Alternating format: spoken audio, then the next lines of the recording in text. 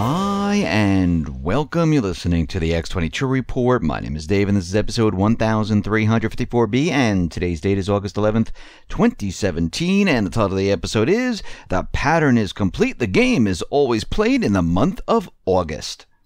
Now, before I get started, I have two announcements I want to make. First of all, there was no report on Thursday. I'm visiting family, and once again, it was very difficult to get away and do the report. Second announcement is that I uploaded an interview with Steve St. Angelo from SRS Rocco Report. It is on YouTube. All you have to do is type in X22 Report Spotlight. It will bring you to the channel, and you can view and listen to the interview there, or you can come to the x22report.com site or the newssentinel.com site. All you need to do is scroll down a little bit, look over to your right-hand side, and you'll see the interview there. Or you can go to Steemit, and all you need to do is type in steemit.com/@x22report, and you can view the interview on Steemit. Let's get into the economic collapse, political, and geopolitical news. Now, as we can see, Obamacare is in a complete death spiral. Now, this is not something that just started. Those people that have been following me, we've been following this for quite a while. We've seen exchanges close down. We've seen billions and billions of dollars lost. We've been looking at the enrollments, and we know that there's a lot of people that say, listen, I just can't afford this. I don't make enough. I can't get the subsidies, so I'm going to have to take the penalty. Actually, in 2016, 6.5 million people paid the fine instead of taking the insurance. And this is according to the IRS. And what's very interesting about this is that we continually see premiums move up. Now, the number of insurance companies participating is on track to shrink by 38% in 2018. And what we're seeing right now is that we're seeing more and more individuals say, you know something, I'm going to have to opt out. And the reason for this is because when we look at all the different insurance companies, we're seeing, rate hikes anywhere between 20 and 50%. They're continually moving up and up and up. And this is causing a huge problem. And rates have actually soared on average of about 113% over the past 4 years and nearly 30% per year. So as this continually happens, more and more people, as they lose their job, as they find a part-time job instead of a full-time job, they just can't make ends meet. Now, when we look at the people with subsidies, well, that's a little bit of a different story because remember, the government is stepping in and paying for the insurance, so it makes it a little bit easier. But when you look at the private sector where they're not getting the subsidies, and I really should say the upper class where they don't meet that criteria, they can't afford it.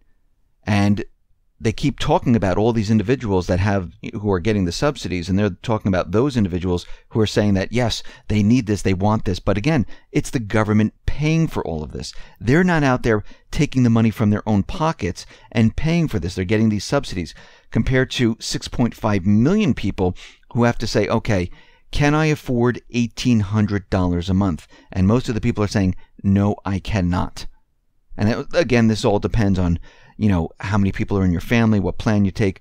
But we can see that many people, that's where the average range is. Now, there's a watch group out there called FACT, and this is the Foundation for Accountability and Civic Trust. They are going to file a complaint with the Federal Election Commission alleging that the DNC violated federal law by soliciting opposition research on the Trump campaign from a foreign government. Now, we've heard this before. This is a foreign government, this entity, which is Ukraine. Now, what happened here is that this political operative, Alexandra Chalupa, in her capacity as a DNC consultant, saw intelligence on Trump's former campaign chairman, Paul Manafort, from Ukrainian officials. Now, federal law and commission regulations prohibit any person from knowingly soliciting, accepting, or receiving contributions or donations of money or other things of value from a foreign national. Now, FACT alleges that Chalupa violated the ban by knowingly soliciting a valuable in-kind contribution in the form of opposition research and information on a Trump campaign official from a foreign national on behalf of the Democratic National Committee. Now remember, The DNC, they're saying that no, she was a consultant. She really wasn't part of the DNC. But we can see that, again, the DNC was accepting this information, and she received this from a foreign government. Now, Robert Mueller, who is the special counsel to look into the Russian collusion, well, it looks like his finances are being called into question because his finances are kind of swampy. And when we look at his law firm, he handled clients like Facebook, and we know that Mark Zuckerberg, he is no fan of the president. Mueller was also paid handsomely for a speech by a Mexican bank, Banamex, and we see that there's many other different firms, different countries that he's dealing with, and many of these individuals, they are no fan of the president. And we can see that Mueller right now, well, he might be crossing the line because his entire investigation is moving from Russian collusion into financial crimes and looking into Trump's financial crimes. And it looks like we're almost getting to the point where they're going to say, okay, wait a minute. Have you found anything with the Russian collusion? If not, your time right now is up. You can't go in any other direction. That is not what you were put here for. But again, we know that the Russian collusion whole thing, that whole story, is completely fake, phony, and false. We know what they're trying to do. They're trying to figure out a way to get him any way they possibly can. And this is why they need to move out of the realm of the Russian collusion and look at other things. We see that Trump has thanked Putin for slashing the U.S. Embassy staff. He says it cuts our payroll. This is really like a joke, and I think what this whole thing was, it was completely planned. I mean, think about it. Obama closed the compound here in the United States, removed some of the Russian officials. Russia turned around and said, okay, let's remove these individuals. And I think what they were doing is they were removing individuals that were part of the deep state. And what Trump was out there really saying is thank you for removing them from Russia. Now, all over the corporate media, we can see they are playing up this North Korea nuclear war like we've never seen before. And of course, North Korea has denounced Trump's fire and fury threat in a massive rally, and they're trying to make it look like, something's really going to happen. Now, to bring this to the next level, the corporate media is out there fear-mongering. And we've seen this before. We've seen it with Iraq. We've seen it with Libya. We've seen it with Syria. And this is how we know this is what the deep state does. Think about it. What month are we in right now? We are in the month of August. When does the deep state like to play? Go back to 2013. Well, the sarin gas attack in Syria occurred in August. Why in August? This is when Congress goes on vacation. This time they were there a little bit longer because of the whole Obamacare repeal. But what we've seen in the past, if we look at 2014, 2015, 2016, something always happens during this period of time. We see that Japan, they have deployed Patriot missile systems to shoot down North Korean rockets. Now, I'm going to tell you right now, there are going to be no rockets heading towards Japan. This whole thing is to make it look really good. And the corporate media, well, they're just building this up like there's no tomorrow.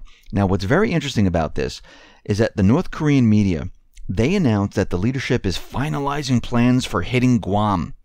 And they're going to use their intermediate range missiles, which are apparently to be launched in when? Oh, that's right, mid-August. Why again mid-August? Because this is when the deep state plays.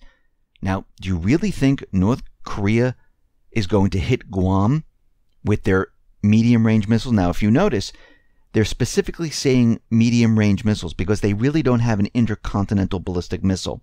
We discussed this before.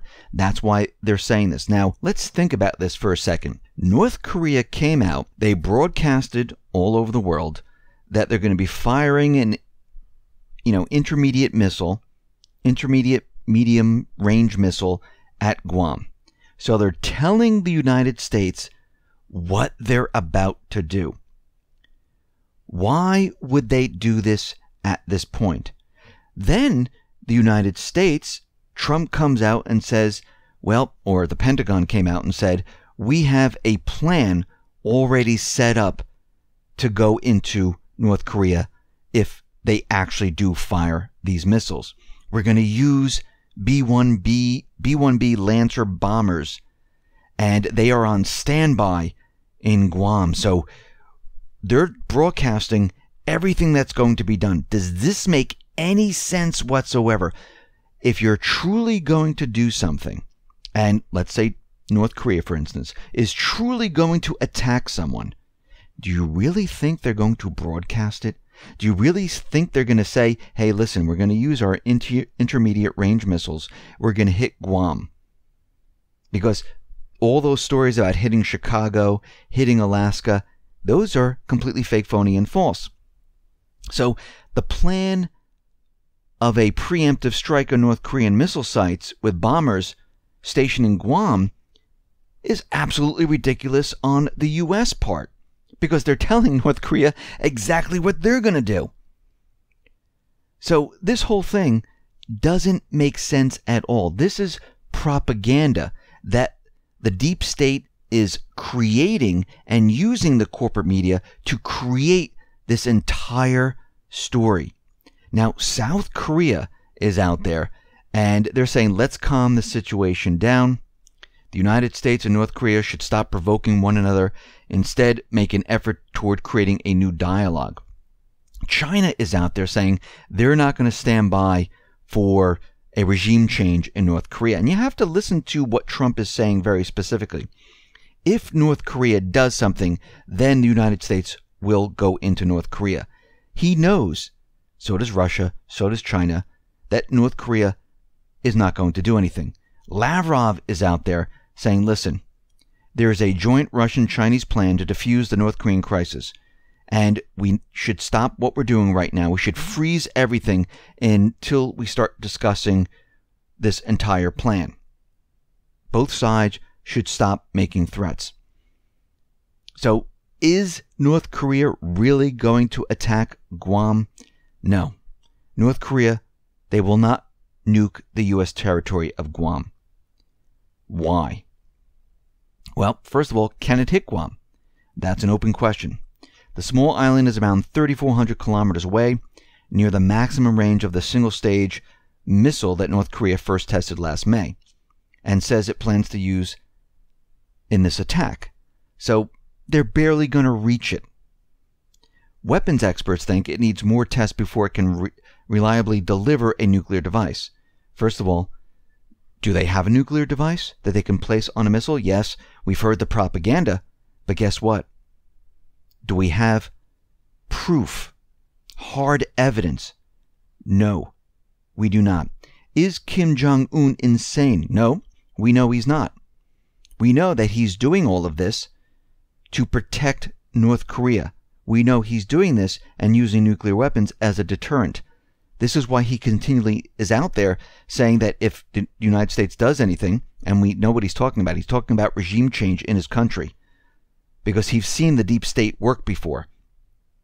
He is going to protect the country. So he's not crazy. A lot of people think he is. The corporate media has made him out to be crazy, just like they made Assad to be out crazy, Saddam Hussein to be crazy. Every place they want to go into, they always make the leader to seem like he's a dictator, that he's crazy, and we need to get rid of him. So when we look at this, we can see that all of this is absolutely ridiculous. Now, Pepe Escobar is out there, and he's saying that the same intel folks who brought to you babies pulled from incubators by evil Iraqis, as well as non-existent WMDs, are now peddling the notion that North Korea has produced a miniatured nuclear warhead to be able to fit on their ICBM missile, which doesn't even exist. That's the core of an analysis completed in July by the Defense Intelligence Agency.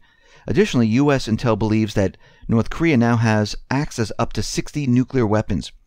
Now, on the ground, the U.S. intel on North Korea is virtually non-existent, so these assessments amount to guesswork at best. But again, Japan came out with this ridiculous 500-page white paper, which was released earlier this week, saying that, they have this nuclear weapon. Again, this was all speculation. It was created without any proof whatsoever. So right now, we're dealing with guesswork and speculation. There's no hard evidence about anything. So when we really look at this and we see what's happening, we need to think to ourselves, what is the deep state trying to do? They're trying to create a war. And what do we have to look for? We have to look for what they're going to do. North Korea is going to do nothing. Now, meanwhile, the United Nations Security Council Resolution 2371, it does target North Korea's major exports: coal, iron, seafood. Coal accounts for 40% of North Korea's exports and about 10% of their GDP. Yet this new sanctions package does not touch imports of oil and refined oil products from China. That's one of the reasons why Beijing voted in favor of the sanctions. So what's next? Well, beware of an engineered false flag to be blamed on North Korea. That would help them bring us to war. The current narrative is eerily similar to the usual suspects blaring since forever that Iran is a heartbeat away from building a nuclear weapon. And remember, they started that argument back in the late 70s, and here we are in 2017. North Korea holds trillions of US dollars in unexplored mineral wealth. This is why they want North Korea. I mean, one of the reasons, there's many others. But we can see this is what they've been pushing right now. They've been pushing the idea, this propaganda story, and they're building the narrative. And it's amazing how they picked August. Why didn't they pick June? Why didn't they pick April? Why not after Labor Day? They always pick August. It's the same pattern. And a couple reports ago, I said, from now until Labor Day, they are going to push this as hard as they possibly can to get something started. Now we can see that a U.S. Navy destroyer sailed within 12 miles of the South China Sea island, the Spratly Islands, and it was the USS John McCain that sailed around the South China Sea. Yes, there is a ship named after McCain. And we can see that China is out there saying that, they violated international law. Again, the U.S. never signed the freedom of navigation rules. They never agreed to it, but they're just continually using it, saying that we have the freedom to sail. And once again, China is sitting back and saying, listen, you're trying to provoke us. You're provoking us in North Korea. You're provoking Russia in North Korea. And we're really not going to do anything. Actually, Russia, all along the North Korean border with Russia and China, they're not on high alert at all. There is no troops or anything there on high alert getting ready for an imminent attack. Not at all. So everything the corporate media is out there doing right now, it is following the same exact pattern that they've used in the past. They didn't even deviate from it. They just picked a different country to use it. The same thing. Nuclear weapons. He's crazy. He's going to attack any minute. We need to get in there. It's the same exact playbook over and over. And I can tell you right now, I don't think any of this is going to happen unless the deep state gets so desperate that, I've said this before, they fire a missile and they tell us it came from North Korea, and maybe it hit outside of Guam, maybe it hits outside of the shores of Japan, near a U.S. ship or a Japanese ship, maybe a South Korean ship, maybe it hits somewhere in South Korea. They're going to try to do something and make it look like North Korea actually fired a missile, and they're going to try to blame it on North Korea. Now, they're going to try to push this as hard as they can. And I believe what is happening right now, even though Trump is out there, yelling and screaming and all this stuff, it's just words. It means absolutely nothing. There's no red lines. Tillerson is still working on dialogues with Russia, with China, to calm the situation down. But they understand that the deep state, they're pushing their agenda and they're trying to get something started. And many people might not agree with this, but we could see at this point, there are no red lines, there's no absolutes, there's nothing like that whatsoever. And when we look at the bigger picture, because we've been looking at this for a very long time, we can see that the deep state, they're backed against the wall. And we discussed this before. As they keep losing ground in all different countries, in Libya, in Lebanon, Iraq, And in Syria, they are going to become more and more desperate. We've said this, and we said, let's look at August, because this is when they're really going to push their agenda very, very hard. And here they are right now, doing exactly what we said they were going to do.